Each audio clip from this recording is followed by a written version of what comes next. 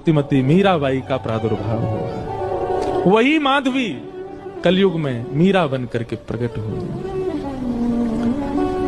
मीराबाई का वास्तविक नाम मीरा नहीं है, मिहिरा। बहुत शांत प्रशांत स्वभाव की हैं। एक चंचल बालक की तरह ऐसी चंचलता, चपलता, चतुरता नहीं है उनके चित्त में। बहुत सरल, छोटी सी बात पर रीझ जाने वाली, मान जाने वाली, प्रसन्न हो जाने वाली मीरा है। मीरा को ऐसे ही नहीं भेज दिया है राव दुदा जी के यहाँ, क्योंकि उनके यहाँ नित्य सत्संग होता है, कथाएं सुनती हैं।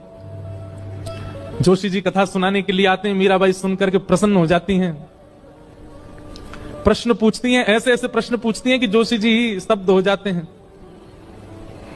मीराबाई का स्वभाव ऐसा बताया गया कि कोई पूछता कि आप कौन हो, तो मीराबाई अपना परिचय ऐसा नहीं देती कि मेड़ता नरेश महाराज राव दुदा जी की मैं पौत्री हूं, बल्कि अपना परिचय ऐसे देती हैं, परम गौभक्त संत सेवी परम सत्संगी श्री ठाकुर जी राधा माधव की नित्य लीला नित्य सेवा में प्रवीण श्री राव दुधा जी की मैं पौत्री हूं।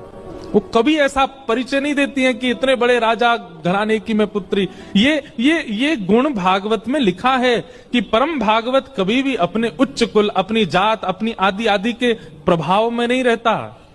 एक दिन ढोल नगाड़े ताशे बज रहे थे, मीरा दौड़ी दौड़ी अपनी माँ के पास गई, माँ ये क्या हो रहा है, कौन सा उत्सव मन रहा है?